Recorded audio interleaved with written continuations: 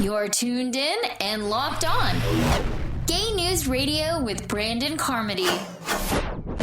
Only on the GNR Radio Network. I'm Brandon Carmody. We're broadcasting live from the Q Center in Portland, Oregon, where they've just wrapped a vigil in memorial to the victims of the Orlando shooting. There are still 700 people gathered here at the Q Center in solidarity, and we're going to try to interview them live if we can. See if we can ask anybody. So I am the host of Gay News Radio now, and I'm doing a live podcast. Do you have anything that you want to say in solidarity with the victims, and why did you come tonight?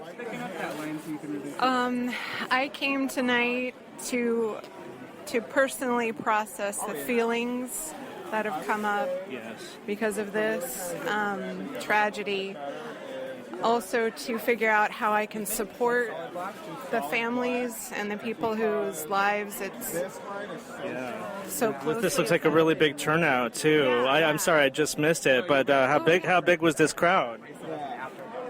I mean, the news was saying like 2,000 or more, probably. Yeah. It was really hard to tell because I was right in the middle of it, so I couldn't tell like how many hundreds were here. Now, did they like read the names or what had really happened during the ceremony? Yeah, they read all the names of all the people who had died. Yeah, that's appropriate. Yes. Yeah, I wish they had read off the people who were also who had been hospitalized. But I could understand that would take a long time too. I don't know. We have someone that is doing some work for us at Gay News Radio that lost 20 of their Facebook friends amongst this crowd right here. Yeah. Oh my gosh. So 20 of these faces were lost. She saw their faces before these were posted because she knew from the Facebook posts. So wow. A lot of people knew some of these folks, you know. Yeah. Oh. I'm so sorry. Let me get a picture. Hi, you want to be on the radio? Sure. Okay. So I'm Brandon Carmody with Gay News Radio. Could you tell us why you came today and what you're feeling right now about Orlando, and if you have any messages in solidarity with Orlando? Yeah, my name is Destina, and as a queer Native woman, I saw brown queer faces, and they were being lost, and I had to act. And so I volunteered for the Q Center to help with this event, and Saturday in the Park, Vancouver, Washington's Pride, I'm with them as well, and that's the Saturday after the 4th of July, Saturday night, the 9th. Let's keep this Pride Month going. And my big thing is, if you want to piss off people, keep on dancing. Yeah. Is this the time for the community to come together as we see nationwide and worldwide rallies and vigils? I think that it has been the time. It's been long past due that we come together and support each other, and that other people in our society come together and support us.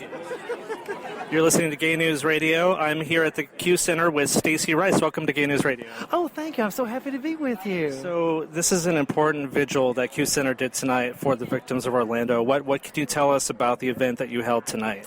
Yes, this came together so quickly. Actually, after what happened, the horrific things on Sunday, Monday, we decided we need to do a vigil. Pride Northwest was kind of the one who had the idea first. Pride Northwest does Pride here in Portland. So we kind of got the ball rolling, and here we are on Thursday night. We've had this vigil. It was so important, I think, that we come together as family, as community, at what we do best. We know each other. We know we can find each other, and we can support each other. That's what this was about tonight. And there are 49 beautiful faces there up on the wall. Can you tell us and our listeners what are you feeling when you see the faces and hear the stories about those that we've lost in this tragedy? Well, I've cried a lot the last 2 or 3 days. Just at the drop of a hat, really, was just thinking about what happened. It's as a trans woman, we as trans people, we understand how the violence that's out there, what you have to be careful about. But when something like this is so tragic and so large happens, I have to say I dealt with a lot of anger about that, because there's so much hate being stirred up in the world today against LGBTQ people especially. And you see what happens when hate is stirred up. Yeah. There's consequences to that. Sure. And unfortunately, these politicians just don't think of that. I don't know what the problem is. But this is a result of that. I mean, when Joaquin Lopez tonight read those names of those 49 people, I was just weeping because 19 years old, 21 years old, in the prime of their life. We have worked so hard as a community to get where we are today, and we've made so many strides to get to where we are, but we have so much more work to do. And I know this community, we can do that. We've had to fight for everything we've gotten, and now it's time to fight for our existence. It's gun control, whatever it is. We've got to jump on that bandwagon and make that happen. So as a community, and just to let you know what I saw on the way here from an online perspective, all 3 of the major TV stations were streaming your vigil. They said there was over 2,000 people here. I'm sorry I'm a bit late. I came right from an awards ceremony. But and that's here in Portland. So when I look at my social media, Stacey, I see images from Orlando, from Knoxville, Tennessee. Are you seeing these images of solidarity and vigils around the country and around the world, Paris, France? Are you seeing what's going on? Oh, gosh, yes. We're seeing that, the same way Facebook feeds, but also, too, Centerlink, which is kind of an organization that is it's a nonprofit. It's kind of like a parent organization of all LGBTQ community centers in the U.S., Mexico, and Canada.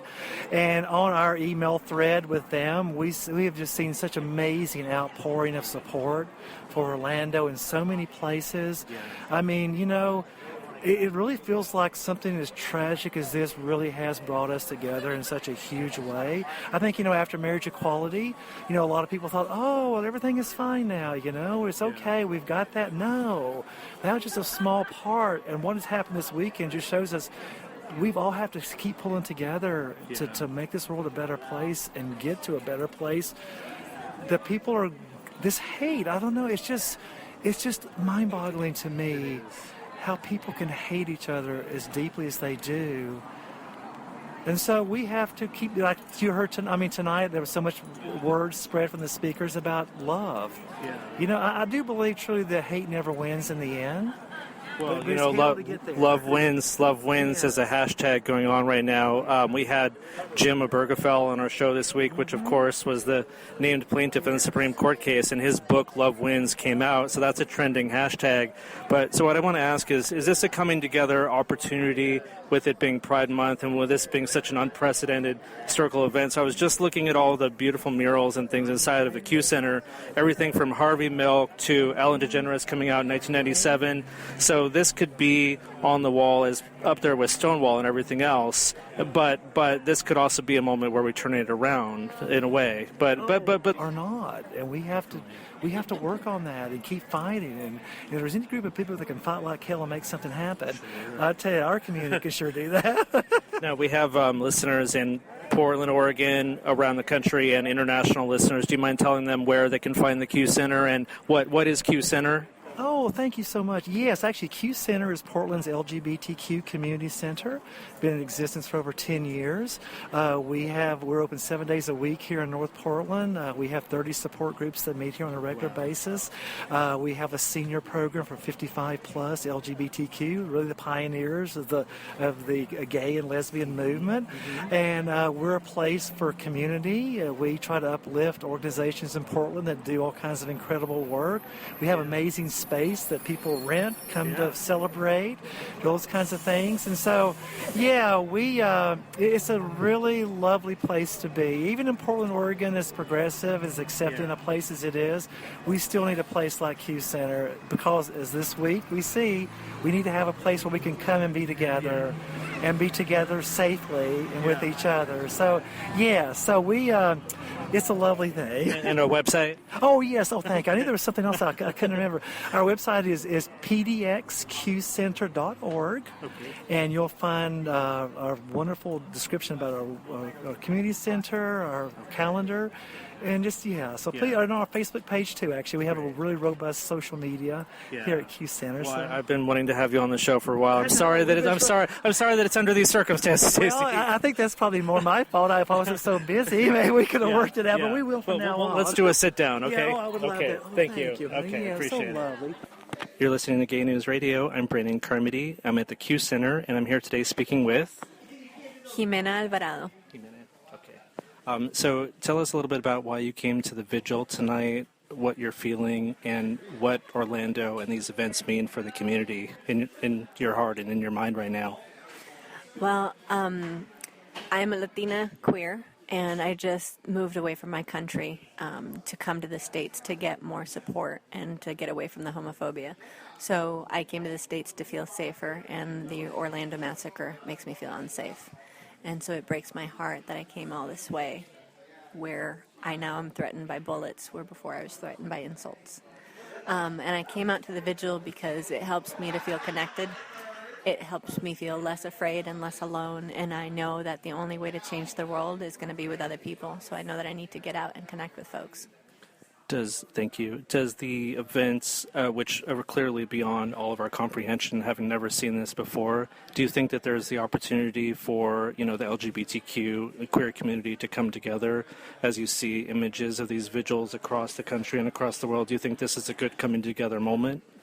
That's what I'm hoping for. I kept thinking that it's been almost 50 years since Stonewall, and it's been almost a year since gay marriage passed in the U.S., and I'd like to see this be a galvanizing event. I'd like to see this bring folks out onto the streets. I want to push for a long-standing response. We're going to have a response this week and next week, but I want to see something a year from now, and I want to hear the conversation keep going.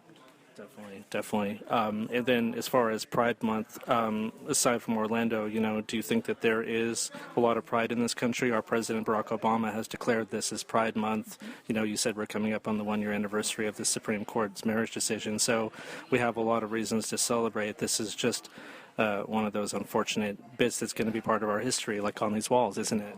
Well, the thing about social change is that you have the hard days and the good days, and you go back and forth between the celebrating in the morning.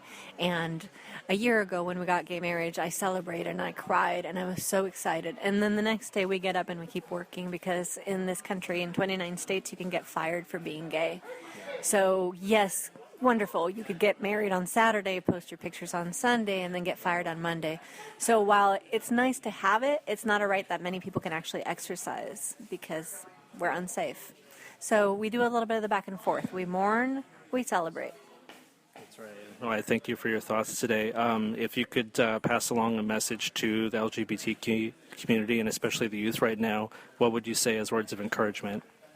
To me, the way I get my strength is to connect. So it's worth getting out. It's worth talking to folks. It's worth connecting with your neighbor. It's worth talking to people. So it'll help you be stronger, and it'll help the community get stronger, and it'll help us actually make the change that we want to see.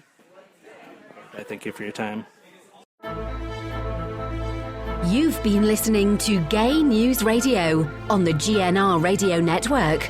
Download our mobile app for iPhone and Android today. And have a good gay.